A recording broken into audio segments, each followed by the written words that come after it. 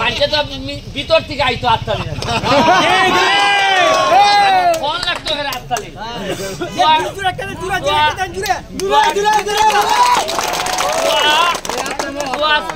কোনো সাউন্ড লাগেনি বালা কাম করলে এমনিতে মানুষের মন থেকে দোয়া আর বদ্ধা কোনো দেওয়ান লাগেনি একটা দীর্ঘ নিঃশ্বাস হতে বদ্ধ হয়ে জায়গা। আমি এখানে যাই একটা মিটিং চলতেছে একজন প্রার্থীর, আমরা সবাই মানে একই গ্রুপের লোক, আপনারা জানে ভালো লাগে ভোট দিতে, আমি কোনো ভোটের লেগে আইছি না। এখন গেছিলাম এখানে ভানচুরিয়া ওই যে রিসোর্টে গেছিলাম, এটারে একটা বড় স্বপ্ন দেখতেছি, বড় একটা কিছু বানাইতাম। এখন আপনারা আমার ভোটের পরে তো আর আইবার সুযোগ পাইছি না, আপনারা মনে করতেছেন বেটা দিকে আইলো না। এখন আমারে দায়িত্ব দিছেন বাগান বানাইবার দায়িত্ব না কবরস্থান বানাইবার দায়িত্ব। বাগান গেলে আমার ফুল উল কিনে আনন্দ লাগতো না? সরকারে বরাদ্দ কিতা দিছে এটা জানন লাগতো না? কি পর্যন্ত আমারে মাত্র 4.5 মাস গেছে টাকা বরাদ্দ পাইছি 29.5 কোটি। কয় টাকা পাইছি? এটা আসল সময় হাততালি দাও না। আর এমনি রাস্তাঘাট বানাইবার লেগে পাইছি 25 কোটি। কত পাইছি? 25 কোটি। 12.5 কোটি মাধবপুর, 12.5 কোটি সোনারঘাট। আর টিআর কাবিকা যারে মন ধরে এমপি হিসাবে দিতে আর বদরে নিতে কিছু আছে যে এই কিতা কয় কবরস্থান মাঠ ইটার লেগে পাইছি 2 কোটি। আর 2 কোটি পাইছি মসজিদ মাদ্রাসা মন্দির ইটার দিবার লাগি। এখন লিস্ট কইরা কইরা কইরা কইরা দিতাছি। আমার কত হইলো পয়সা? এমন লোক এখানে আসেন যান রাজনীতি করেন আমার জন্মের আগে, এমন লোক আছেন তার বয়স 70। আমার জিগাই খোঁজ চাইন একটু, তার বয়স 70, তারা ইবন তো বহুত এমপি আইসন গেছেন। টেকা যে বরাদ্দ এটা জীবনে কেউ কইছেন না। টেকা যে 29 কোটি পাওয়া যায়, আর এমপি হিসাবে যে আমি বেতন ভাই মানে সম্মানী 1,72,000। কত ভাই? আপনারা মনে করেন না যে আমি কেন মাগনা কাম করতেছি? আর আগের এমপি সাহেব বলে এমন ভাবে ভাঞ্জি লাগাই এইটা বোঝা যায় তাদের বাবার বলছে রাজনীতি করতেছে। সুতরাং চিন্তা করার কোনো কারণ নাই। তবে একটাই দুঃখ, 1,72,000-এর মধ্যে 700 টাকা দেয় আমার শরীরের লাগি, আর আমার গাড়ির লেগে দেয় 40,000।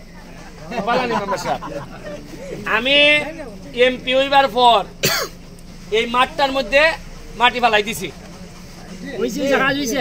এরপরে হইলে কি আপনার কয়টা গড়? 71টা গড় হইতেছে আশ্রয়ন। এখন যে টাকা সরকার থেকে বরাদ্দ হইছে প্রতি গড়ে এর চেয়ে বেশি 23,000 টাকা করে লাগে, মানে 16 লাখ টাকা দেওয়ান লাগে। ইয়নো মহোদয় আমারে কইছে যে আপনি টাকা বইরা দিতেইবা, কারণ এটা হইলে কি আশ্রয়নের গড়, এটার মধ্যে কেউ 2 নম্বরই করলে সারা দেশের মানুষ আমরা দুষবো। এর লেগে আমার বইটা দেওয়ান লাগতেছে। ব্রিজ কালভার্ট 2 থেকে 3 বছরের মধ্যে সোনারঘাট মাধবপুরের মধ্যে আমি কোন ব্রিজ আর কালভার্ট বাকি রাখতাম না, এটা সব ছেড়ে দিব।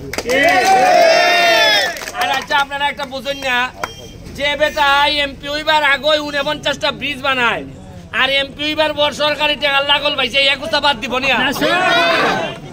আপনারা আমার লাগে খালি দোয়া করতা। আর আগামী নির্বাচন গুলা যেটা আইতাছে, আমি নির্বাচন কমিশনার যেভাবে বলেন আমি এইভাবে বলি, যোগ্য মানুষ, সৎ মানুষ এবং মানুষের জন্য কাজ করতে পারে এরকম মানুষে আপনারা নেতা বানাইতা, যারে বানাইন আমার। এখন আমার যদি মনে হয় যে না ব্যারিস্টার 2 নম্বর পয়সা মাইরা দেয়, তাইলে ব্যারিস্টারের আরেকটা 2 নম্বর লোক বানাই দিন, আমার কোনো অসুবিধা নেই, আমি সংসার করতে পারবো। যদি মনে হয় যে না ব্যারিস্টারে পয়সা মারে না, তাইলে যারা ইচ্ছা বানাইন আপনারা নেতা।